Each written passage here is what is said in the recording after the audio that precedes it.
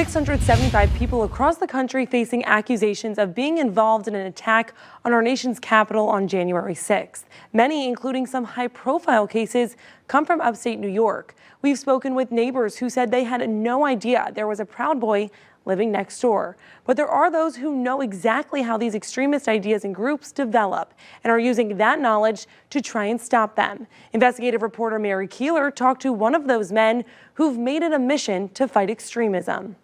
Most of America, these images from January 6th were shocking, but Kristofer Goldsmith says if you knew where to look, there were plenty of signs. We knew this was coming, and unfortunately, the warnings that my colleagues were sending out were not listened to the way that they should have been. Army veteran Goldsmith started Sparvarius a few weeks after the insurrection. It's an intelligence firm working to find what he calls threats to our democracy, disinformation campaigns, and domestic extremism. January 6th was a wake-up call for the intelligence community, for law enforcement community, and frankly, for Congress. Among the cases from that day, allegations against several upstate New York residents. That includes self-proclaimed Proud Boys Matthew Green from Syracuse's Eastwood neighborhood and Dominic Pizzola of Rochester.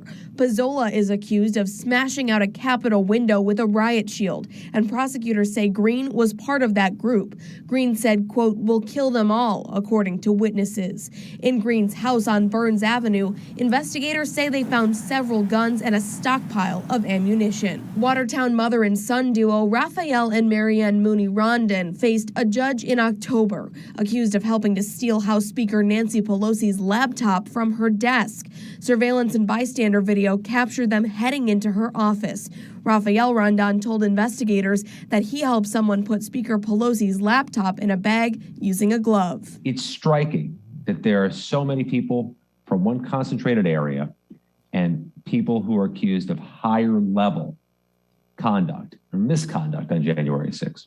D.C. investigative reporter and Syracuse grad Scott McFarlane is following every case and noticed how many high-profile cases were connected to upstate New York. I asked Goldsmith why extremist groups seem to have a strong grip on New Yorkers. And upstate New York, has unfortunately, for decades, been relatively disregarded compared to the rest of the state. And that has caused a fertile breeding ground for radicalization and extremism. Goldsmith knows these extremist groups better than most people. I infiltrate these organizations and pretend to be a member. Being a bald guy covered in tattoos with a beard, I kind of blend in, even if it's in a digital environment. Having been in the military myself, I can speak the language. He uses that unique position to monitor and report any real threats to the proper authorities. He says there are still plenty of people supporting the hundreds of riot defendants. Once they kind of get into these echo chambers created by these extremist organizations, they become disconnected from reality. And they do believe, these people who were arrested on January 6th, believe that they are patriots. Goldsmith said some of what he's seeing is spilling over into everyday life in local communities, especially school board meetings right now, where we've seen heated discussions and accusations regarding what curriculum should be taught. He says you don't need to infiltrate online groups to combat extremism in your community. It can be as simple as showing up and speaking up to people who have the power to do something about it. When they see you not being a maniac, yelling, making threats, trying to intimidate people, they're going to recognize the difference. More unexpected revelations coming out of transcripts that contain interviews with complainants against former Governor Andrew Cuomo in the State Attorney General Office's sexual harassment probe. But tonight, the transcripts are revealing how even public health officials were put off by sexual comments made by the former governor. And what's more, these officials are also leveling serious accusations of mismanagement against Cuomo during the height of the pandemic.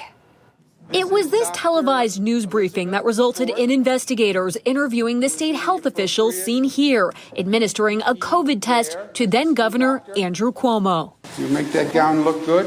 The health official, identified as state entity employee number 2 in transcripts released by the New York State Attorney General's office, tells investigators she found Cuomo's gown comment to be an inappropriate joke and something that would not likely be said to an accomplished male physician. She is an accomplished female physician. According to the transcript, she'd spent almost 7 years as medical director of the Division of Epidemiology at the State Department of Health before resigning in mid-December 2020 amid a slew of high-level resignations at the DOH. Before that televised swab comment, the physician told investigators Cuomo made another joke of an implied sexual nature before they went on camera. The comments also upset her husband, who expressed distrust in the governor and said, "I don't want you to be alone with him again." The physician also describes what was happening behind closed doors at the DOH, an environment she said involved screaming phone calls from Cuomo's executive chamber. In one instance, she says Linda Lacewell, a top finance watchdog for Cuomo, who didn't know or understand how contagious diseases work, called yelling directions to a top health official that didn't make sense, but that the official was told, "Stop talking, your opinion doesn't matter." The physician also tells investigators of policies she felt hindered our ability to perform our jobs at the height of the pandemic, telling investigators we were not allowed to collaborate with our peers at the local health departments and New York City. And she says during those crucial months, the executive chamber would have health officials waste time on lofty plans that were not based in reality, citing an instance where Cuomo wanted 40 million doses of vaccine in 1 month rolled out, to which she said a health official kept yelling, "This doesn't make sense. Why are we wasting our time doing this? It's not realistic scenarios." The physician describes a miserable environment of burnout and toxicity, which she says prompted herself and others to leave the DOH. She says the straw that broke the camel's back was when she was told to ask her employees to work 7 days a week with no time off so that her staff could be available to answer questions for the executive chamber in the fall of 2020 after health staff had been going around the clock for months. She also tells investigators that a group of DOH staffers were so concerned about the nursing home crisis, they were working on drafting their own nursing home report since Cuomo's administration was staying mum on the issue. The Attorney General's office ultimately released its report in January of this year. Syracuse police are investigating 3 incidents, a stabbing, a robbery, and a shooting that happened within 12 hours of each other on Friday, all in different parts of the city. So are police able to handle the crime? Good evening, I'm Connor White.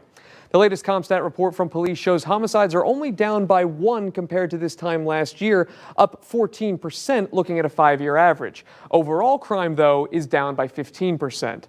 But the Syracuse Police Union continues to raise concerns about staffing.